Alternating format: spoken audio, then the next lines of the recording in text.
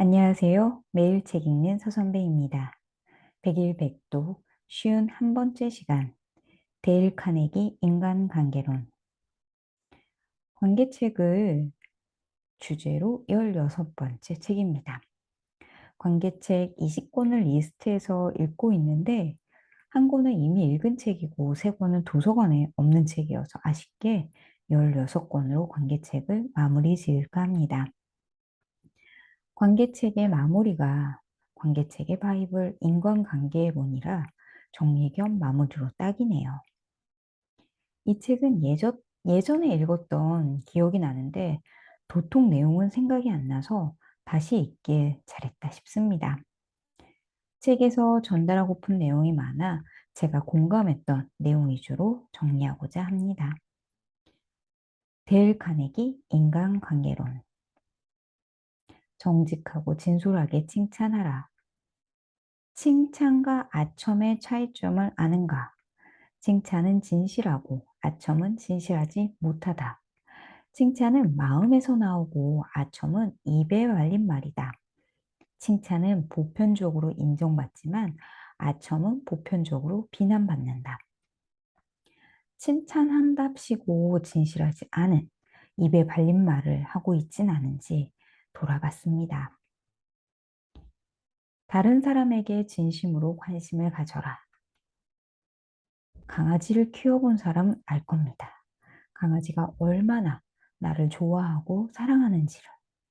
퇴근길에 돌아오면 세상 반가워하는 강아지의 반가움에 우리는 하루의 피로가 말끔히 해소되는 기쁨을 맛볼 수 있죠. 누군가에게 관심을 갖는 것이 이렇게 맹목적일 때 타인이 나를 좋아하게 만드는 방법이라고 합니다.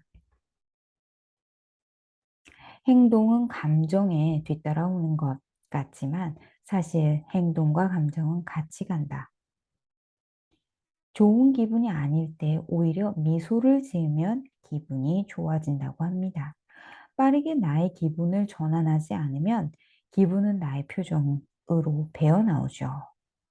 40대는 이제 자기 얼굴에 책임을 져야 하는 나이입니다. 고로 우리는 미소 연습을 해야 하는 거죠.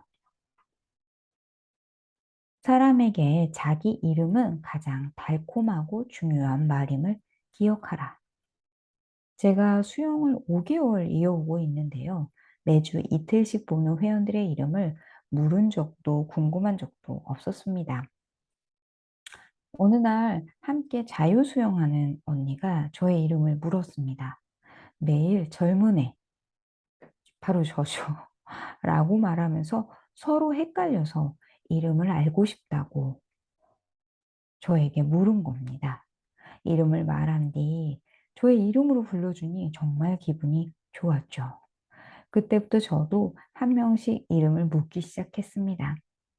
이름을 물을 때가 지나선지 모두 뻘쭘했지만 서로의 이름을 부름으로써 한 단계 나아진 사이가 됐음을 느꼈답니다.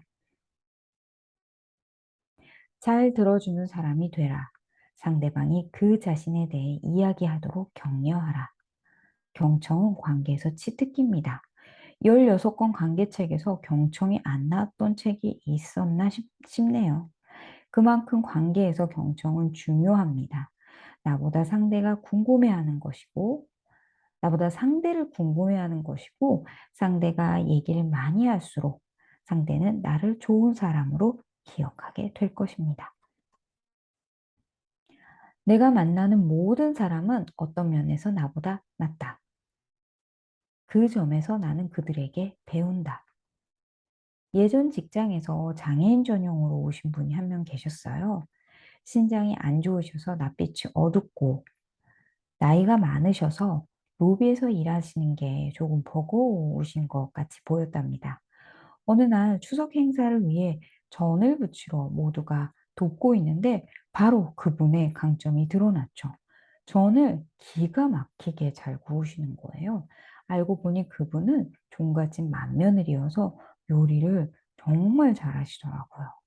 사람은 제각각 강점이 있고 그들에게 배울 점이 꼭 있다는 걸 그때 절실하게 깨달았답니다.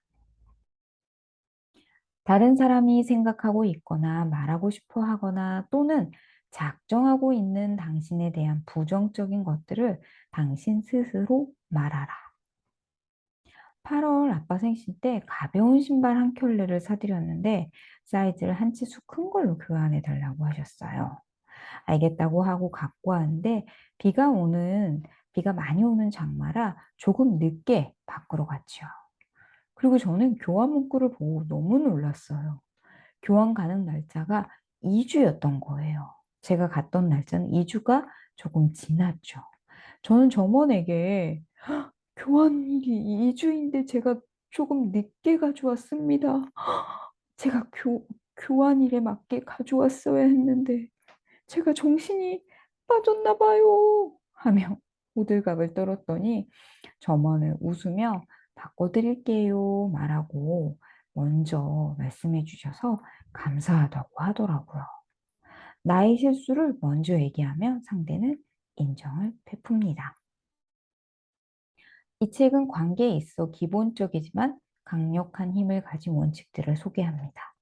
원칙마다 사람들이 겪었던 일을 함께 소개하면서 원칙의 힘을 증명하지요.